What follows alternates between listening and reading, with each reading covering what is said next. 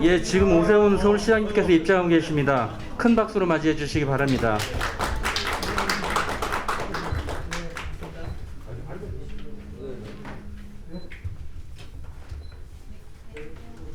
참석자 소개와 시장님 인사 말씀 그리고 주요 장애인 정책 설명이 있겠고 시장님 참석하셨습니다. 시장님 참석하셨습니다. 김의종 장애인협회 회장님 참석하셨습니다. 변용도 뛰고 계신 오세훈 서울시장님 참석하셨습니다. 예, 여러분 다시 한번 환영한다는 말씀 드립니다. 연초에 해도 바뀌고 해서 늘 해오던 것처럼 여러분들 모시고 올 한 해 동안 장애인 정책의 방향 또 지난 연말에 올해 사업이 예산에 반영이 되긴 했습니다만은 또 올해는 어떻게 어떤 방향을 설정해서 여러분과 함께 호흡을 맞춰갈지 말씀 나누는 좋은 신년 인사의 기회를 가져야 되겠다는 생각으로 마련된 모임입니다. 오늘은 제가 말씀을 많이 드리는 게 아니라 여러분 말씀을 많이 듣는데 의미가 더 클 것 같습니다. 좋은 말씀, 많은 말씀 해주시면 저희들 올 한 해 사업 방향을 잡는데 나침반으로 삼겠습니다. 좋은 말씀 부탁드립니다. 고맙습니다. 서울시 장애인 복지 사업에 대해서 간단히 설명드리겠습니다. 장애인의 자립생활 기반을 위해서 6,900명에게 공공 일자리와 민간 취업고 시각지체 장애인 쉼터 8개소를 신규 설치하였습니다.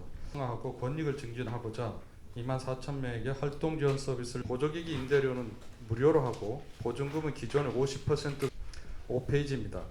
양질의 장애인 일자리 지속적으로 제공토록 하겠습니다. 6페이지입니다. 장애인 복지시설 복지관을 완공해서 장애인 전문 체육시설을 확충해 나가 시각, 지체 장애인 전용 쉼터를 7개소 추가하겠습니다. 에서 벗어나서 적정 규모로 운영되도록 합리적으로 관리하겠습니다. 특히 이동권 중에서도 전 장애 유형이 복지콜은 68%, 대기 시간은 장애인 콜 택시가 37분, 복지콜은 46분이나 소요되어 복지콜이 대단히 열악한 상태에서 운영되고 있습니다. 이런 상황에서 장애인 콜 택시는 2025년도까지 장기 계획이 수립되어 증차와 증원 계획이 있으나 이에 반해 복지콜은 계획조차 전무한 상황입니다. 복지콜도 서울시 장애인 콜과 같이 증차, 증원에 대한 중장기 계획을 세워주실 것을 요청드립니다. 그리고 바우처 택시도 2월 택시 요금 인상 및 복지콜 요금과의 격차 해소를 위해 바우처 택시 지원율을 현재 75%에서 80%까지 지원을 변경해 주셨으면 합니다. 또한 바우처 택시가 나비콜과 국민캡으로 한정되어 있어서 택시 연결이 안 되고 있습니다. 이에 서울시 택시의 90% 이상을 차지하고 있는 카카오 택시를 바우처 택시에 편입될 수 있도록 서울시에서 적극적인 노력이 필요하다고 생각합니다. 그래서 이에 대한 시장님의 의견을 듣고자 합니다. 이상입니다. 서울시장협회 협회장 한기현입니다. 시장님 요즘 머리 많이 아프시죠? 지하철 전장년 때문에. 네. 지금 대한민국 큰 이슈가 된 것 같은데요. 사실은 오늘 시장님께서 우리 장애인 단체장 그래도 중심되는 장애인 단체장들을 이렇게 모신 것은 우리들의 어떤 의견이 어떤 것인지 정기적인 모임을 할 수 있나요? 계속적으로 이슈가 있을 때 시장님.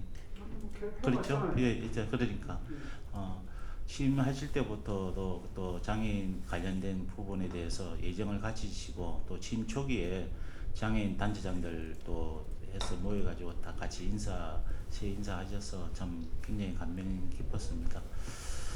제가 오늘 뭐 여기 찬성하시는 분들도 있고 안 계시는 분도 있지만은 저희 지체장애인협회 일단 입장을 좀 말씀을 드리려고 제가 오늘 왔습니다. 사실은 지금 대한민국에서 지금 떠들썩하게 있는 것은 사실 전작년 지하철 시위 때문에 좀 많이 좀 힘들어하고 있습니다. 심지어 사실은 우리 일부 우리 협회조차도 굉장히 많은 민원이 들어오고 있어요. 민원이 들어오고 있어. 또 장애인 당사자들이 지하철을 타고 간다든지 목발을 짚고 지하철을 탔을 때 그 많은 시민들이 옛날에는 많은 관심을 가지고 애정을 가지고 쳐다봤지만 이제는 굉장히 조금 경시하고 조금 안 좋은 차가운 눈초리로 본다는 것을 많이 의식을 한다고 저도 이야기를 많이 듣습니다. 이때는 시기적으로 좀 우리 단체장들도 목소리를 좀 내야 되지 않을까 저는 생각을 했습니다. 그래서 작년에 지체장애인협회 중앙회에서 각 단체장들하고 같이 국회 소통관에서 전장애인에 대한 신랄한 비판을 했어요. 이건 잘못된 거다. 이거 있을 수 없는 일이고, 그리고 괴물을 탄생시킨 거다. 이렇게 해서 그 괴물이라는 것 때문에 권익위에 고발을 당했습니다. 중앙회장님께서 고발을 당해가지고 지금도 끝나지 않았어요. 그렇게 해서 전장애인에서 하는 이야기가 저희 전장애인에 대한 사과를 하면은 뭐 고발을 지하를 하겠다. 그래서 중앙회장님 그래서 괴물이라는 단어에 대한 것은 잘못된 거지만은 전장년 전체에 대한 그에서는 사과를 못 하겠다. 그래서 지금 대치 중에 있습니다. 사실 지금 우리가 어떻든 간에 장애인 복지는 운동이라는 것은 국민의 동의와 사회적 합의가 있어야지만 이 장애인 운동이 성공을 한다고 저는 생각을 합니다. 그리고 비장애인들도 우리 부모 형제들입니다. 그런데 너무 일방적으로 이렇게 가격하게 이렇게 운동을 하다 보면은 처음 시도는 좋았지만 모든 잘못은 국가와 지방자치단체가 장애인 인식을 잘 못했기 때문에 이렇게 파생되어서 이런 일이 일어났다고 저는 생각을 합니다. 그래서 그러나 그 원초적인 단초는 제공을 했지만은 그 전장년에서 그런 일을 하기까지는 미국이나 유럽 같은 경우에도 그 가격하지만은 지역 사이에 국민들이나 시민들의 울림이 있었습니다. 울림이 있었기 때문에 그 장애 운동이나 이동권이 다 성공을 했어요. 그러나 우리나라는 그 울림을 지나쳐서 지금 너무나 가격하게 돼 있기 때문에 이건 굉장히 우리 단체장님들이 심각하게 받아들이지 않을까 저는 생각합니다. 여러분들이 또 요번에 사실 이준석 대표가 저도 사실 불만이었어요. 그 TV에서 장애인 전체 대표인 양 방송을 해가지고 이렇게 나오는데 저는 그렇게 하면서 하나의 장애인 대표성을 띄지도 않았는데 대표인 것처럼 이렇게 돼가지고 전 국민들이 오해를 하고 있다는 사실. 그리고 이번에도 시장님 면담을 하는데도 공개적으로 하겠다는데 시장님 단호히 반대하셔서 저는 거기서 박수를 보냈습니다. 사실은 시장님께서 슬로건을 약자와의 동행이라는 슬로건을 냈는데 그거는 전장인이 하는 거에 대해서 약자라고 저는 생각하지 않습니다. 하나의 정치단체처럼 움직인다는 거에 대해서는 저는 그게 굉장히 반대를 하고 있습니다. 그래서 공개적으로 하지 않겠다는 거에 대해서는 시장님이 하시는 거에 대해서는 저희 시장협에 대해서는 굉장히 박수를 보내고 있습니다. 시장님이 항상 우리가 생각하는데 마이너리티 디자인이라는 책을 통해서 봤을 때 장애인은 극복의 대상이 아니고 활용을 할 수 있다고 하는데 전장인의 그 시도는 처음에 어떤 지하철이나 이런 거에 대해서는 가격하지만은 처음 시작은 좋았지만은 이제는 너무 도가 지났기 때문에 이 국민들이 너무 필요해하고 너무 힘들어합니다. 사실 우리 단체장님들도 여기에서 우리 단체의 요구사항을 막 이야기하는 것도 좋습니다만은 이제는 우리 서울시에 있는 장애인 단체장들이 한 목소리도 낼 때는 한 목소리를 내야 된다고 저는 생각을 합니다. 뒤에 숨어 있지 마시고. 처음 시도는 좋았지만은 이 과정이나 이 결과는 이건 엉망이지 않습니까? 우리 여러분들 아다시피 장애인식 개선 교육 시키잖아요. 각 단체장님들, 각 사업장이나 각 기관이나 어느 가서 장애인식 개선을 계속 시킵니다. 장애인식 개선 교육이 이 전장년 시위로 인해서 20년 후퇴됐다고 합니다. 다. 거의 다 여러분들 다 동의하실 겁니다. 백날 우리가 이렇게 건전하게 참 이렇게 참 합리적으로 해가지고 장애인식 개선을 기업이나 비장애인들 위해서 막 외칩니다. 외치는데 그 사람들 다 동의를 하다가도 전장년 시위만 보면은 전부 다 이제 다 돌아서 버려. 한번 더, 제가 한 말씀 더 드리고, 오늘 뭐 전자연 때문에 모인 건 아니에요? 아니, 제가 오늘 좀 단체장들 이런 데서 좀 동조를 좀 받아야 될 것 같아가지고, 아니, 또 우리 시장님이 사실 이렇게 고발을 받아가지고, 회장님이 많이 좀, 그래도 회장님 그거 했어요. 전장에 대해서는 사과하지 않겠다. 말에 대한 사과를 하지만은, 좀 그런 부분이 있습니다. 제가 그러면 또 한 가지 제가 5페이지에, 시장의 5페이지에 보면은 뉴딜 일자리 발달장애 인식 개선 AI 데이터 라벨러 양성 사업이라는 것이 있습니다. 양성 사업이 있는데 사실 작년까지만 해도 장애인 복지 정책과에서 장애인 부분에 대해서 시작을 했어요. 시작을 했는데 이번에는 전부 다 일자리 정책과 경제 정책실 일자리 정책과에서 뉴딜 일자리 팀에서 그냥 한꺼번에 하다 보니까 장애인에 대한 인식 개선이 사실 없습니다. 그래서 이 부분에 대해서 사실 우리 복지국의 이수영 국장님이 굉장히 많이 신경을 써주셔가지고 핸들링을 하고 있지만은 이 부분은 다시 장애인 일자리 데이터 라벨러 사업은 장애인 복지 정책과나 장애인 자립 지원과로 와야 된다고 생각합니다. 근데 제가 한번 대화를 해보겠는데 비장애인 공무원들이 이 장애인에 대한 인식이 장애과 마치 인식이 없더라고요. 그래서 참 안타까움이 많았습니다. 그런데 그걸 계속 우리 이수영 국장님이 이 장애인 데이터 라벨러 사업에 대한 관심이 많으셔가지고 많이 도움을 주고 있습니다만은 이거는 다시 장애인 부서로 다시 돌아와야 되지 않을까. 그거는 꼭 좀 시장님 좀 챙겨봐 주셨으면 합니다. 네, 이상입니다.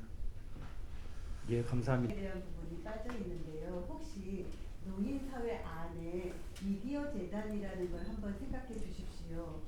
공적 이익, 공익성을 확보하기 위해서 잠시만요.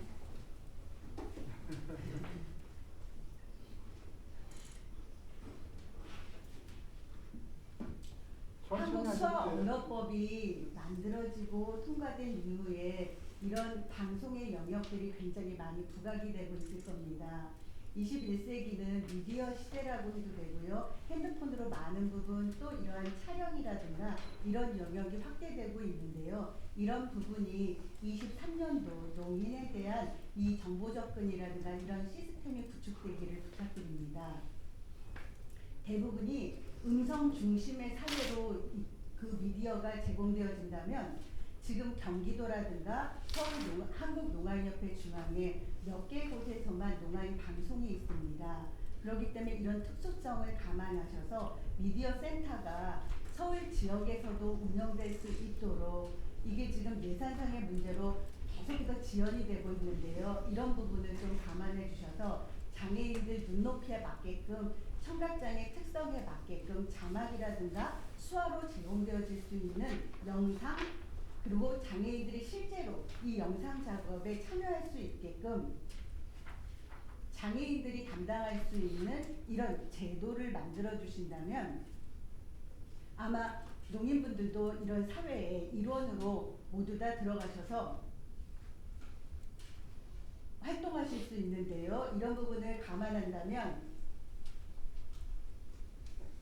미디어 센터에 대한 설립 운영을 시장님께서 적극적으로 지원해 주신다면 농인들이 사회에 들어가셔서 각 영역에서 활동을 하시고 이 모든 미디어에 대한 업무가 활성화될 거라고 생각이 됩니다.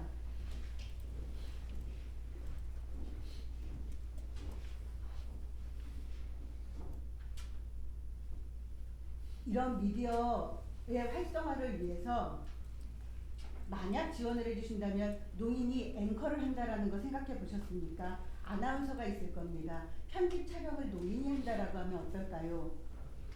이런 부분을 고려해 주셔서 농인이 듣지 못한다는 거는 잘 본다라는 의미로 이해해 주십시오. 방송에 오히려 더 많은 부분을 저희 쪽에 배려를 해주시기를 부탁드립니다. 정책에 대해서 굉장히 많이 노력을 해 주어서 드디어 평생교육센터가 올해 25개가 다 생깁니다. 평생교육센터는 주로 이제 최중증 도전행동이 있는 분들과 중복장애 있는 분들이 지금 많이 모이고 계십니다. 서비스 환경이 많이 바뀌어서 주간활동 서비스라든지 일자리 등으로 어느 정도 이제 사회적인 소통이 가능한 분들은 그런 쪽으로 많이 이제 이동을 하시고, 평생센터에 그런 분 이제 최중증 중복 장애인들이 주로 모여 계셔서 이제는 이제 양적인 것보다 그분들에 대한 전문적인 지원을 어떻게 할 것인가에 대해서 저희가 이제 고민을 할 시기라고 생각을 하고요. 그래서 그런 지원을 조금 더 강화해 주시길 바라면서 말씀드리고, 그 다음에 지금 저희 서울시에서 낮 서비스라든지 일자리는 비교적 다른 지자체에 비해서 많이 나오고 있습니다. 그런데 지금 가장 부족하다고 저희가 판단하는 게 바로 주거 정책이거든요. 특히 이제 재가 발달 장애인들이 지역에서 부모님들과 함께 같이 늙어가고 있습니다. 그래서 이분들에 대한 이제 주거 정책이 워낙에 지원 주택이 서울시에서 하고 있긴 하지만 제공량이 너무나 작아요. 그리고 탈시설인들도 많이 필요하고 재가 발달 장애인들도 필요한 상황에서 작은데, 여기서 이제 문제가 재가 발달 장애인들이 지원주택에 입주할 때 활동 지원 추가 시간이 지금 제공되지 않고 있습니다. 그래서 낮 시간과 워낙 발달장애인이 활동 지원 시간 자체가 부족한 상황에서 24시간 지원이 안 되기 때문에 지금 재가 발달장애인들의 지원주택 희망 신청률이 많이 낮거나 또는 선정이 돼도 포기하는 사례들이 있습니다. 그래서 이분들에 대한 지원주택 입주자들에 대한 활동 지원 추가가 굉장히 필요한 상황입니다. 그래서 부모들 사이에서는 그러면은 시설에 들어갔다가 나와야만 지원이 되느냐, 지금 이런 얘기들이 계속 나오고 있는 거고요. 그리고 한 가지 더 이제 보태자면, 지금 그 지원주택이 주로 강동, 송파, 은평 뭐 이런 쪽으로만 나오고 있기 때문에 지역에서 그 서비스를 받고 있던 분들이 그런 쪽 외곽 쪽으로 가서 이동하면 이제 서비스 연결이 안 되는 점, 이런 점들이 어렵습니다. 서울이 워낙 집값이 높아서 주택 확보에 어려움이 있다는 건 알고 있지만, 그래도 그 본인들이 살던 곳에서 주거를 이어갈 수 있는 이런 고민을 서울시에서 더욱더 해주시길 바랍니다. 그리고 정말 중요한 게 발달장애인들 가족의 참사 작년에도 굉장히 많았습니다. 근데 그분들 대부분 사실 경제적으로 어려워서라는 이유보다는요, 도전행동이 있는 분들 가정에서 그런 참사가 주로 일어난다고 저희들은 판단을 합니다. 근데 서울시가 지금 챌린지 사업을 하고 있긴 하지만 이분들의 전체적으로 지원할 수 있는 시스템이 많이 부족합니다. 평생교육센터에는 이번에 도전행동 지원 인력을 배치해 주시기로 했지만 요걸 시작으로 해서 가정이나 또는 주간활동 서비스나 전체 발달장애인들 중에 특정적으로 그 도전행동 하는 분들에 대한 지원을 좀 강화시켜 주시길 요청드립니다. 네, 이상 마치겠습니다. 라고 생각합니다. 과거에 너무 시설 폐쇄 방식의 탈시설만을 정책으로 폈다면 지금은 시설 거주와 여기 제목에서도 써 있지만 지역 거주 장애인 모두가 행복한 균형 잡힌 정책이라는 목표가 저희한테는 굉장히 절실했었는데, 그게 잘 시장님 되시고서 굉장히 잘 반영되고 과에서도 많이 도와주고 있어서 지금 오늘도 자료에도 있지만 고령 장애인들이 사실 어떻게 할 수 없는데 이거에 대한 시범사업, 전담 시설을 조금 고민하고 계신 점이라든지 입소가 막혀 있던 것이 입소가 허용되면서 시설들에서, 근데 이게 이제 입소 같은 경우는 사실 여러 가지 문제가 있습니다. 여태까지 소규모화했던 거랑 인력 배치랑 시설 환경 개선이나 이런 것들이 물려 있기 때문에 사실 한 번에 해결되진 않지만 시설들도 서울시 정책에 맞춰서 좀 더 입소하실 수 있는 자리들 만들고 그렇게 해갈 생각이고요. 그렇지만 그렇다고 또 지역으로 자립하겠다는 장애인들을 지원하지 않는다면 그것도 편향된 정책일 거라고 생각합니다. 그래서 시설에서 자립하시겠다는 분들은 자립하실 수 있도록 최대한 돕고, 또 너무 어려워서 시설에 잠깐 이용자들이 살아야 된다면 또 그들이 좀 좋은 환경, 행복한 환경에서 살 수 있도록 지원해 주시면 좋을 것 같습니다. 앞에서도 지원주택 얘기하셨는데 처음에 이렇게 지역 거주를 할 수 있는 정책이 사실 아무것도 없을 때 서울시에서 자립생활주택이라는 걸 처음 만들었습니다. 그때 그걸 통해서 시설에 있던 지체장애인들 중심으로 신체장애인들이 자립을 많이 하셨고요. 그 뒤로는 사실 자립생활주택은 어찌됐든 기간이 있어서 금방 또 다시 나가셔야 되는 중간 시설이기 때문에 지원주택이라는 사실 지적발달장애인들한테 더 적절하고 좋은 정책도 서울시에서 해주셨습니다. 근데 이게 지금 이제 점점 시설에서 요구되고 있는 것은 지원주택 쪽에 가깝습니다. 그러니까 자립생활주택은 어찌됐든 중간 시설이다 보니까 이게 좀 잠깐만 있어야 되는 점이라든지, 근데 발달장애는 한번 이렇게 딱 자립하시면 사실 그 사회, 지역사회에 적응하시는 것이 굉장히 중요하기 때문에 그 자리가 굉장히 중요합니다. 그래서 막 중간 여기 갔다 저기 갔다 이렇게 하는 것보단 지원주택이 앞 회장님도 말씀하셨지만 자기가 살던 지역에 지원주택이 잘 있어서 거기서 잘 사실 수 있도록 지역 사회와 잘 살 수 있도록 그렇게 지원주택이 좀 여러 곳에 그리고 25개 구 다양한 곳에 이렇게 배치된다면 조금 더 장애인들이 자립하시는데도 또 재가장애인들이 그쪽으로 다시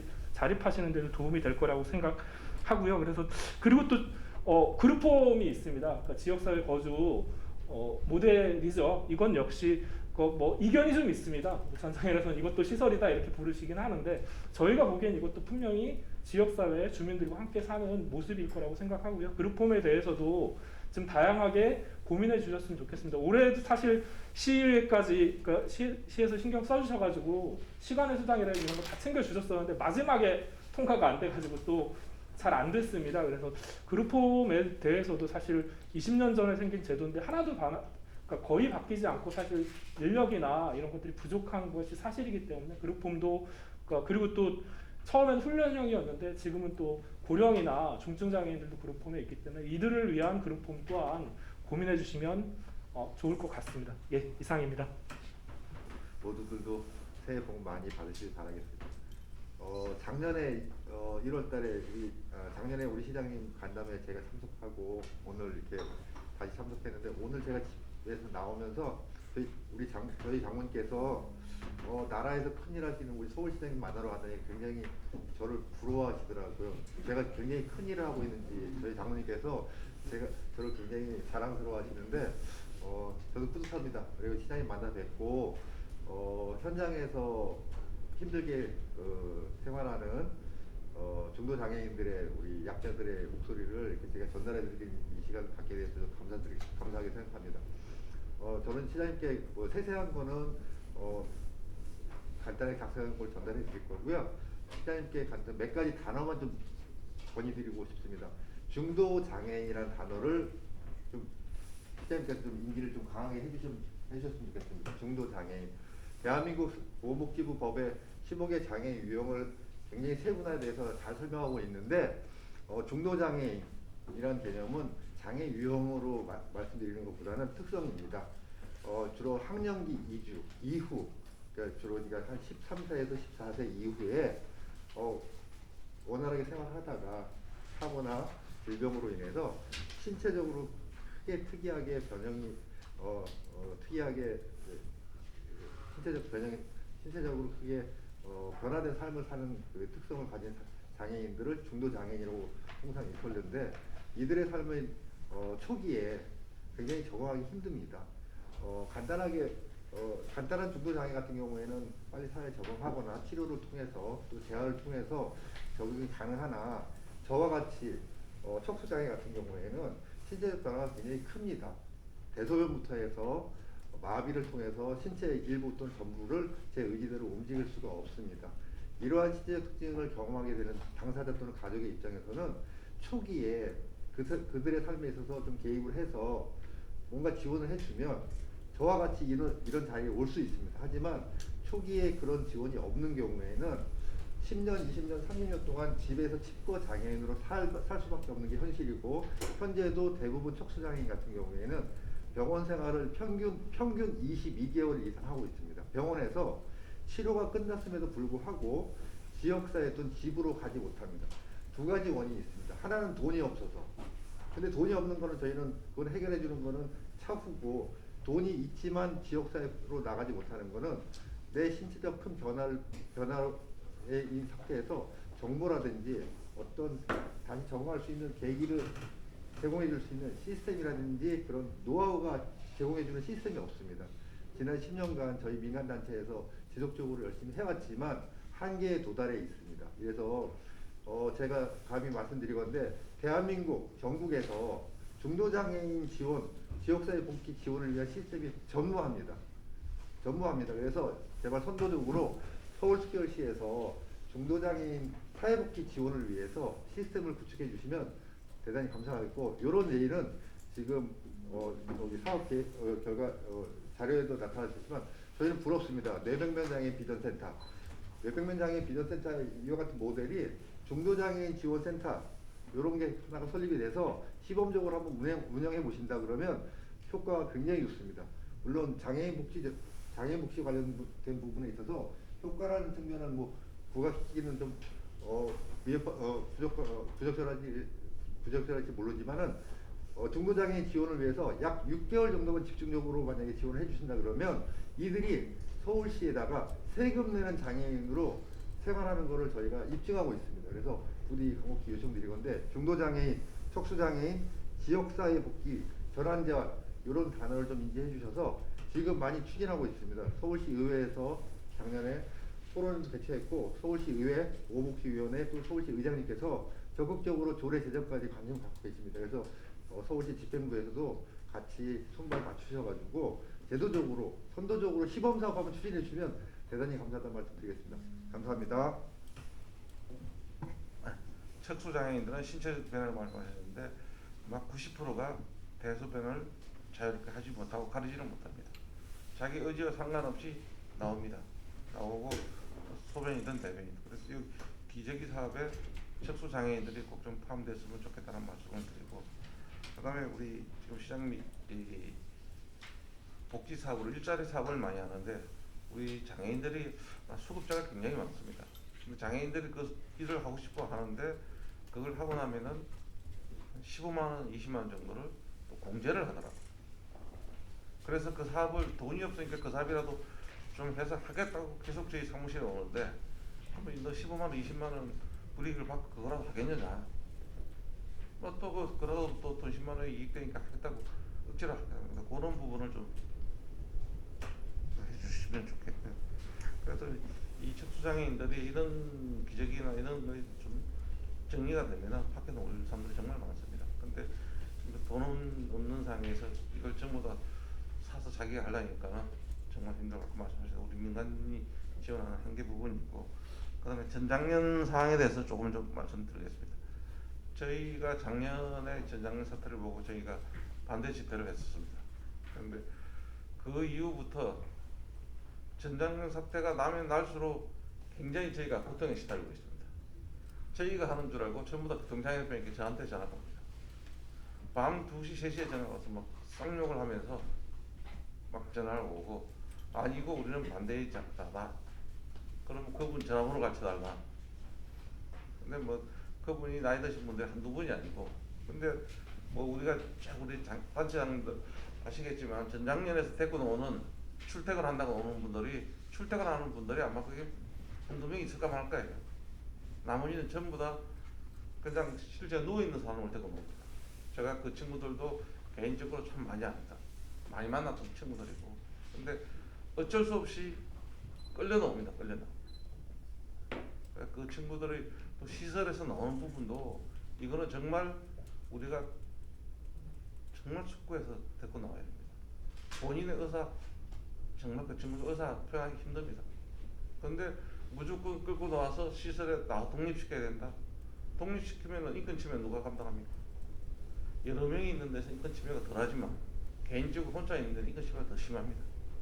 좋든 싫든 같이 모여서 뭐 대소변도 싸면은 뭐 했네 뭐 하면서 자기네끼리 웃고 떨면서 또 힘들지만 자기네끼리 도와주고 물도 한번 떠다 주고 그래야 더 웃겨요. 그런 친구들을 만나보니까 그렇게 실제 얘기를 합니다.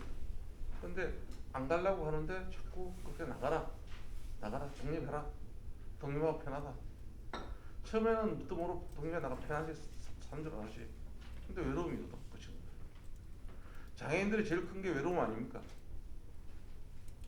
못 나가서도 외로움이고 나가서도 놀 데가 없고 갈 데가 없고 일할 데가 없고 이런 걸 우리 시장님이 좀 높게 생각해 주셨으면 좋겠습니다. 감사합니다.